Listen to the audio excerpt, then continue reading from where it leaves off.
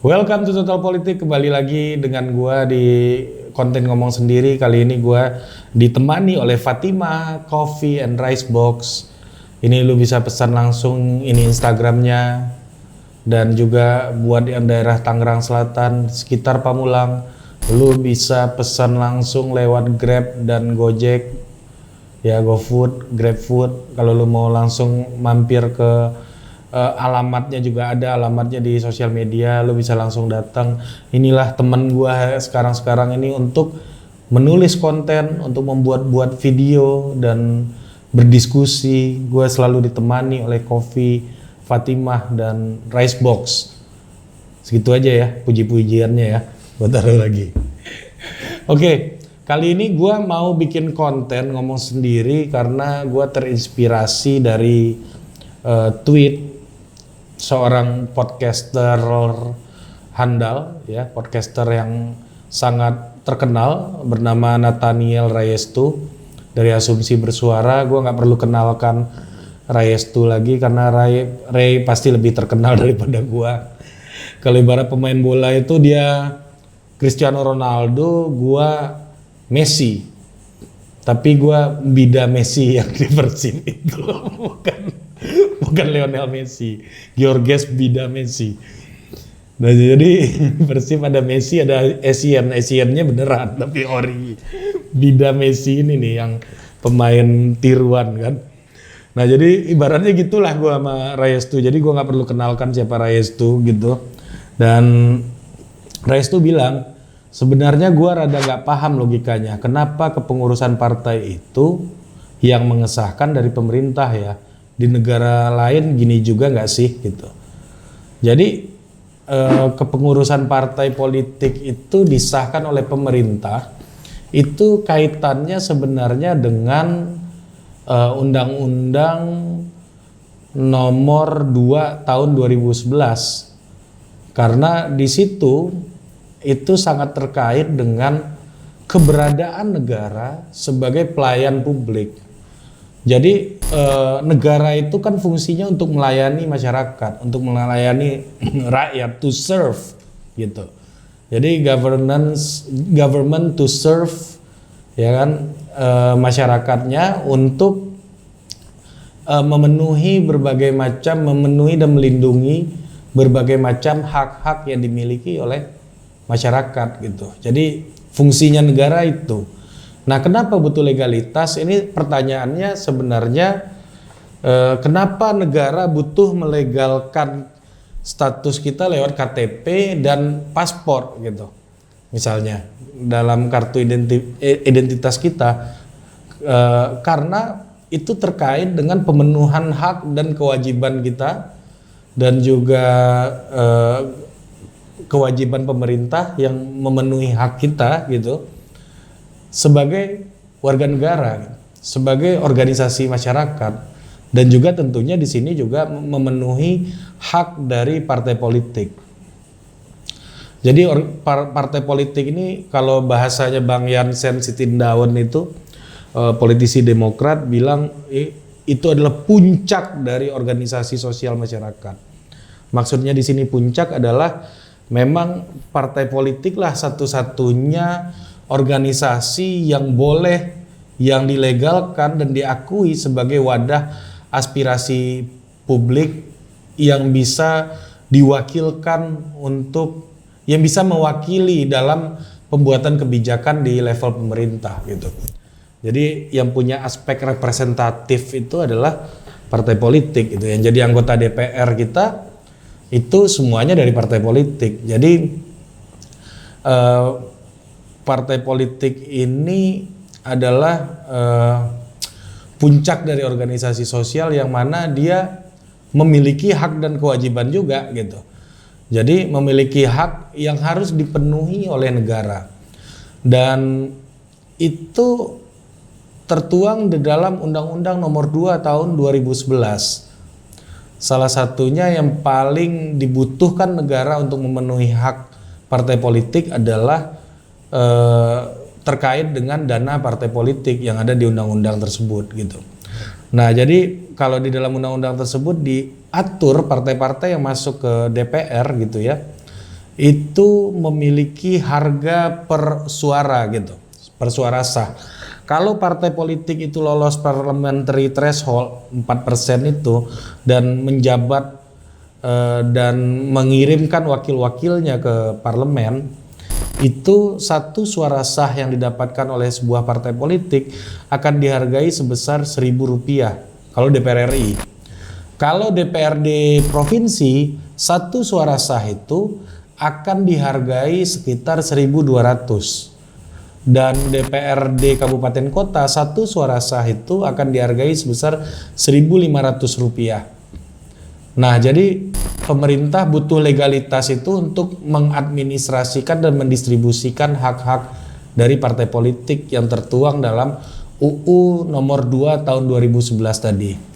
Nah, jadi balik ke sini, dan di dalam undang-undang tersebut juga dikatakan bahwa anggaran itu dapat dinaikkan ditambah apabila sebuah daerah itu mampu untuk menambah gitu.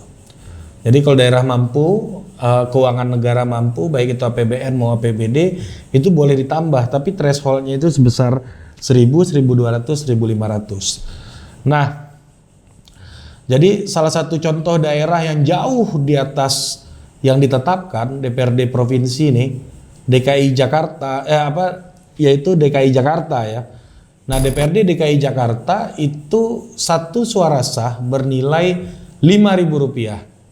Padahal di dalam undang-undang diatur bahwa provinsi itu 1.200. Jadi kalau keuangan pemerintahnya baik seperti DKI Jakarta yang nilai APBD-nya itu sampai 80 triliun lebih gitu ya. Mungkin daerah lain itu ada yang baru bisa dapat 80 triliun itu setara dengan 40, 50, 60 tahun APBD-nya. Nah, DKI dalam 1 tahun itu dapat 80-an triliun. Kalau Bukit Tinggi kota gue itu berapa ya sekarang ya APBD-nya? 500-an lah, 600-an lah di kampung gue itu. Ya 600 miliar lah kali. Itu kalau 80 triliun ya berarti Bukit Tinggi punya uang sebanyak itu setara dengan 160 tahun APBD. Gila. Banyak banget. Nah, DKI itu bisa Rp5.000 per suara sah gitu. Nah, kalau dilihat dana partai yang didapatkan oleh partai-partai di DPR RI gitu, dana partai per tahun dari setiap partai yang masuk itu ada sekitar 9 partai kan yang masuk ke DPR RI. Gua berdasarkan nomor urut partai ini gua bacakan. PKB itu mendapatkan 13,5 miliar rupiah per tahun, ya sekitar 13,5 miliar rupiah per tahun.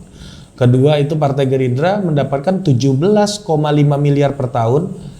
PDIP mendapatkan 27 miliar per tahun. Golkar mendapatkan sekitar 17 miliar per tahun. Nasdem itu mendapatkan sekitar 12,6 miliar per tahun. Lalu PKS 11,5 miliar, P3 itu 6,5 miliar rupiah. PAN 10,5 miliar, dan Demokrat yang lagi kita bahas hari ini pengesahan SK Kumhamnya itu sekitar 10,8 miliar rupiah per tahun. Jadi ada hak dari partai politik yang harus dipenuhi oleh negara melalui pengesahan yang dilakukan oleh negara karena amanat undang-undangnya seperti itu gitu. Jadi karena sudah diamanatkan lewat undang-undang, jadi negara harus memenuhi hak dari partai politik. Nah, untuk memenuhi hak partai politik butuh legalitas kepengurusan.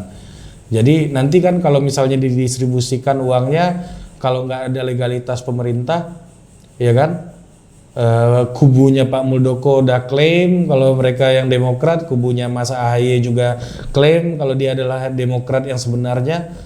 Pemerintah memenuhi haknya siapa gitu? Sebagai partai politik ada 2 nih, ya kan? Masa dikasih 10,8 dua-duanya gitu? Jadi sangat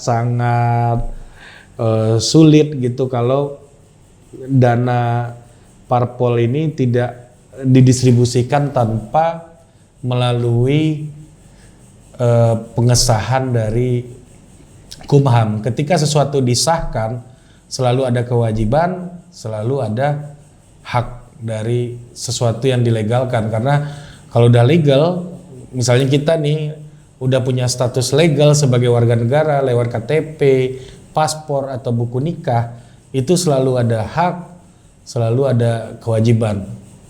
Ya kan? Haknya misalnya kalau buku nikah, kita kan nggak perlu takut lagi buat digerebek. Makanya nikah lu, woi. Biar gak digerebek. Nah, jadi begitulah kira-kira ya. Jadi sesuatu yang sudah legal, terikat hukum, selalu ada haknya, ada kewajibannya, kira-kira gitu. Ini gue mau contohin lagi nih DPRD DKI Jakarta.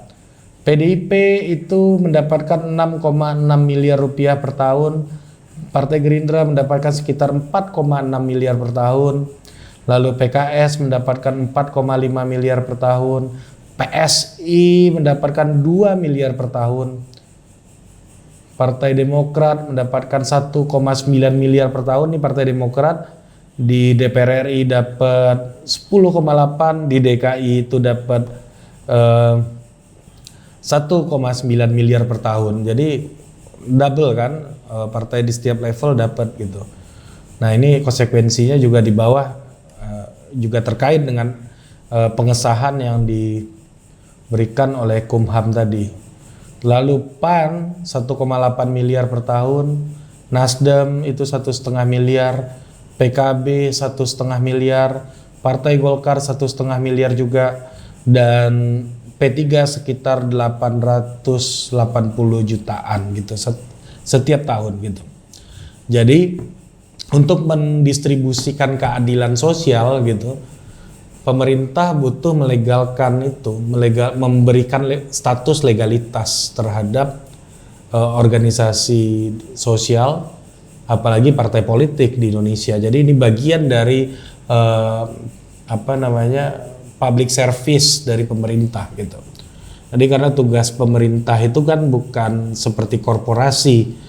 Kalau korporasi tugasnya adalah nyari profit, nyari untung. Kalau tugas pemerintah itu adalah mengoptimalkan pelayanan publik dari semua resources yang dimiliki gitu, yang ada di APBN, APBD, terus BUMD, semuanya itu terkait dengan resources yang dimiliki oleh pemerintah, dan itu harus digunakan semaksimalnya untuk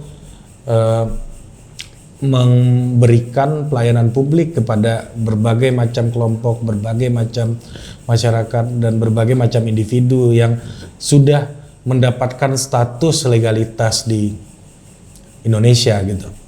Nah, kalau kita lihat angka itu, angka yang dimiliki atau yang dikeluarkan oleh pemerintah, itu apakah cukup sebenarnya operasional partai politik dengan jumlah segitu?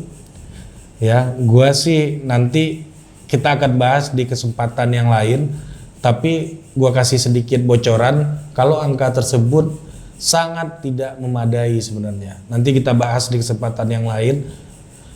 Gua mau mengatakan itu sangat tidak memadai dalam konteks sebenarnya partai politik bukan bertarung mendapatkan legalitas untuk mendapatkan dana itu. Sebenarnya ini uniknya nih.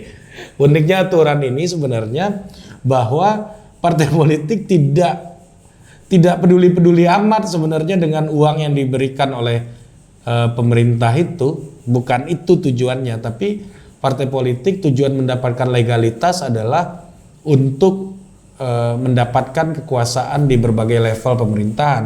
Tentunya itu tujuan utamanya, bukan untuk mendapatkan anggaran ini. Banyak riset-riset terkait berapa idealnya, nanti kita bahas di konten yang lain. Angkanya berapa, banyaklah riset-riset yang ada, yang udah pernah dilakukan, dan sebaiknya pemerintah memberikan spare berapa anggaran, banyak, nanti kita bisa bahas di konten selanjutnya.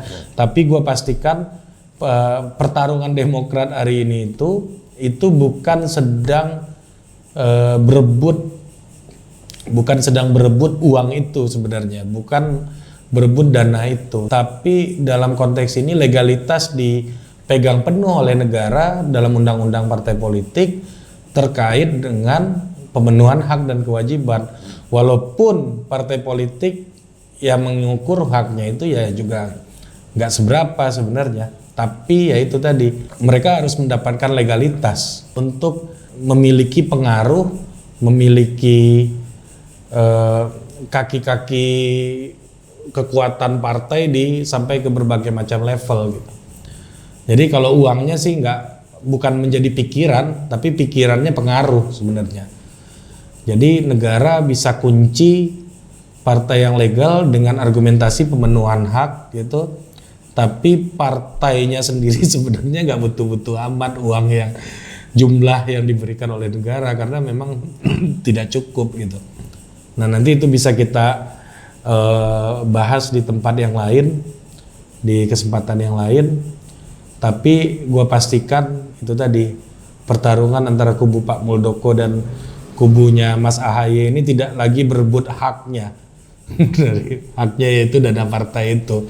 Jadi lo jangan pikir dana itu besar buat partai politik, enggak gitu. Tapi yang jauh lebih penting bagi kedua kubu ini adalah pengaruh dan kekuasaan yang dimiliki oleh Partai Demokrat yang sudah di DPR RI 7% itu share-nya di negara ini ya kita anggap bisa bilang itu 7% gitu ya. Dan itu yang jauh lebih penting, pengaruhnya bukan uangnya, tapi alasan pemenuhan hak ini di dalam undang-undang ya menjadi argumen pemerintah sebagai sebagai penyelenggara gitu dari pelayanan publik. Kok mati? Mati, oh nyala lagi. Ini kurang lama nih. Jangan potong ya, deh. Ini buat lucu-lucuan. Jadi gitu. Apakah uang itu cukup? Ya, gua rasa sih enggak. Tapi apakah status legal penting? Penting, tentu penting untuk penyelenggaraan, untuk mendapatkan posisi publik, karena yang boleh ikut di pemilu ya partai yang terdaftar. Tapi apakah uang itu yang menjadi tujuan dari partai-partai? Ya tentunya tidak gitu. Karena uang tersebut nggak cukup dan itu menjadi alasan pemerintah, alasan kenapa pemerintah harus memberikan legalitas gitu. Karena pemerintah wajib memberikan hak dari partai politik. Itu menguatkan argumentasi bahwa partai politik harus memiliki legalitas agar pemerintah bisa menjalankan kewajibannya untuk memenuhi hak dari partai politik. Sekali lagi, apakah itu untuk uang? Tentu tidak. Uang yang dari pemerintah? Enggak. Gue pastikan itu kita bahas di kesempatan ngomong sendiri lainnya. Sampai jumpa. Udah.